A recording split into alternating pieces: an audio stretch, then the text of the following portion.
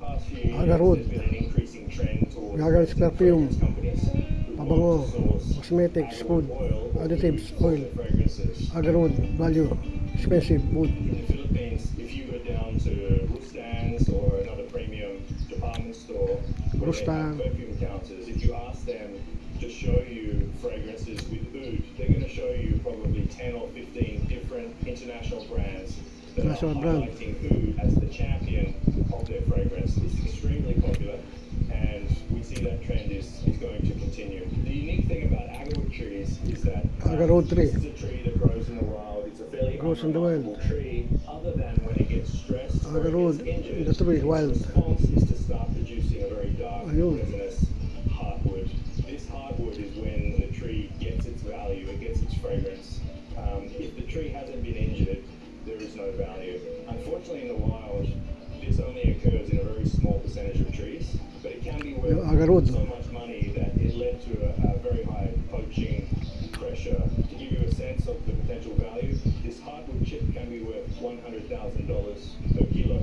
That's not to say every agarwood tree is going to be worth that much $100,000 money. In per fact, kilo. when you plant it under plantation conditions, Plantation, it's a bukid lower nun. value. It's still very attractive, but it can be so valuable that every time somebody found one of these trees, they would cut it down and literally see if they struck gold. High value, how it becomes high value. Plant Aquilaria malacensis, which is a genus of the Aquilaria species that grows in the wild in the Philippines. It's also grown under plantations in India. It's known to produce a very high quality agarwood and a very good yield. Internationally, it's known to grow a little bit more slowly than some of the other species, but we're actually finding that the growth in the Parang Philippines ano, is really is remarkable. kakao naman, Boyd Nursery, Grow it in the right green is gold. conditions. It's a flexible tree. You can grow it pretty much anywhere. You know, we have people growing it on the beach in Batangas. We have people growing it in the highlands in North Cotabato, Nipple Bidnon.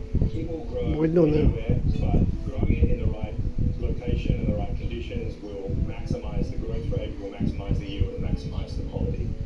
Sometimes Agarwood people plantation. really want to plant their land, even if their land is not necessarily the ideal location for agarwood, and that's okay. The agarwood will grow and will help you to make it grow. Other times, people really just want to make the investment, and that's where the ideal conditions for agarwood are to grow it in an area with high and regular rainfall, rich soils, not too intense heat, particularly right after planting, and a little bit of elevation is also helpful. And so that's why we really focus on Bukidnon.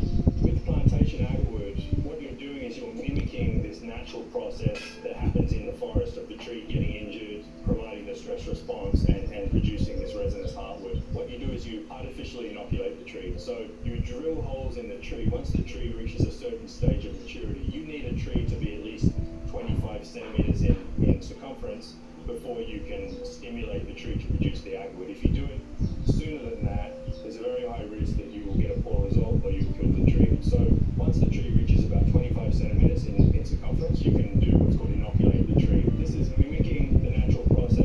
You essentially drill Dahil holes pang in the treatment tree na about agarwood. 10 feet in height. What you then 25 use is centimeter what's known as an circumference. inoculator. It's a pathogen. It's a liquid that the 1 foot. tree recognizes as foreign and further magnifies this response in producing the resinous hardwood. In fact, you don't have to inject an agarwood tree. You can just Agarwood. drill the tree and you will Yeah. still produce the oud. But injecting the liquid inoculant, it spreads the infection through the tree. And so through the natural process, which is known as transpiration, through the process that the roots take the water up through the tree to the leaves, when you inject into the holes, it also spreads the pathogen through the tree. And in doing so, you'll only inoculate up to about 10 feet, but you'll have agarwood being produced right up towards the top of the tree. Legalities. In 1995, Aquilaria species was placed on the Endangered Species Red List. It became subject to the International Convention on International Trade in Endangered Species.